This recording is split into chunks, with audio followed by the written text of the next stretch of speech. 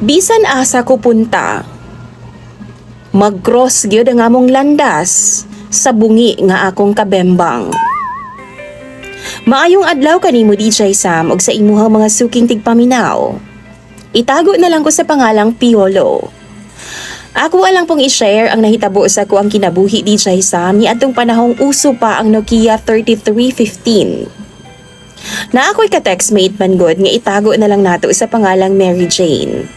Taga-amu aragod, 18 anyos siya ni atong time DJ Sam.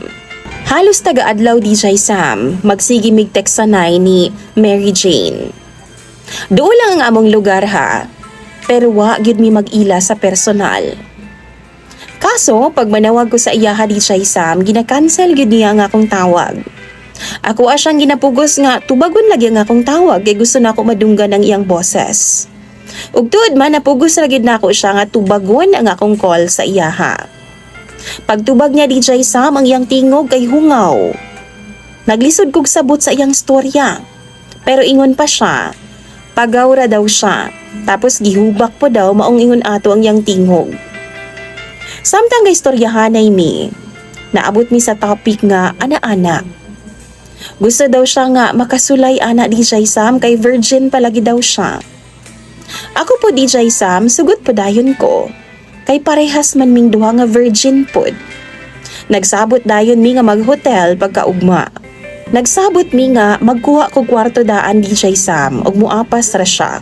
Tuod man pagkaugma nahinayon gyud mi. Nagkuha dayon ko kwarto. Ako adayong gi-text sa iyaha ang room number ug ni-reply pod siya. Ana pa siya DJ Sam, kung magkita daw ming duha, unta daw ay mausab.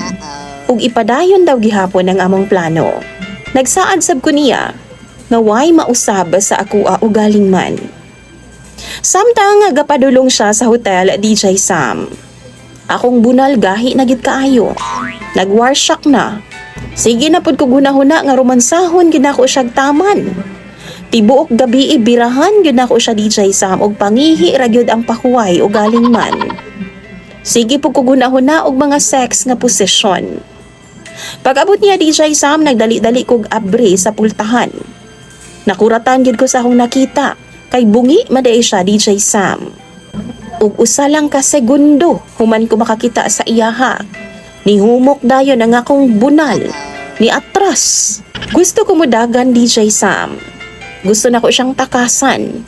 Kaso, nagsaad man ko niya nga way mausab sa ako ugaling man magkita ming duha. Ako na lang dayong gi-off ang suga DJ Sam para di na ko makita ang iyang pagkabungi. Kaso, hayag pa man gihapon tungod sa bintana. Maong ako na lang gihukas ang akong jacket DJ Sam ug gitabon ako sa bintana para mangit-ngit pod. Wa na ko'y daghang istorya pa. Ako na siyang gihubuan diretso. Gilargo na nako DJ Sam, wa nay romansahanay pa, bisag dry pa kaayo iyaha. Kusog kay siya muungol DJ Sam. Kanang bungi bitaw nga pagkaungol. Ako na lang gitabunan ng akong dalunggan. Tungod kay di ko gusto nga makadungog sa iyang ungol DJ Sam. Mawa ang akong gana. Yapag yung gunitan ang akong naong DJ Sam kay gusto lagi siya makipaghalok. Ako pod, gina-side to side na ako nga akong naong para di gyud mi magkahalukanay. Nagpagawas ra ko DJ Sam sa akong gibati. Tapos ako adayon siyang giingnan nga muuli nako kay papaulion dayon ko sa akong mama. Pagawas na ko sa hotel DJ Sam, gi-block na ko siya diretso. Pagkaugma DJ Sam, hapdos kaya nga akong bunal. Ako ang gi-check, nakuratan jud ko kay nagpanit-panit man ang palibot. Haskang hapdusa DJ Sam. Ana di ay pag first time. Milabay ang pila ka buwan DJ Sam na napod ko'y laing ka textmate. Nihangyo ko sa kuwang textmate nga muadto ko sa boarding house niya kay mamisita lagi ko.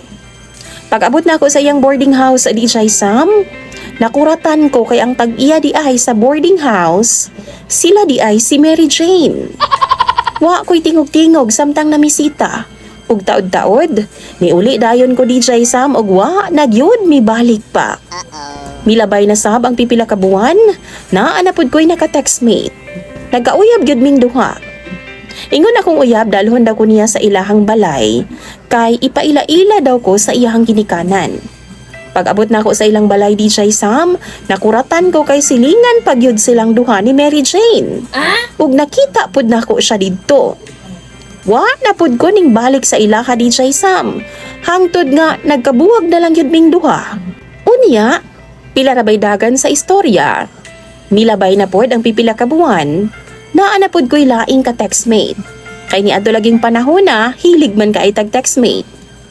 Ako ang gihagit ang akong ka-textmate DJ Sam nga manglaag mi. Nisugot pud siya. Pero kuyugon daw niya iyang friend. Nakuratan ko DJ Sam kay ang iyang friend nga pasabot si Mary Jane di ay. Samtang galaag mi sa akong textmate no, gakuyog si Mary Jane. Ug halos wa gyud ko'y tingog-tingog. Ug sugod ni adto, wa na gyud ko mi text pa sa iyaha.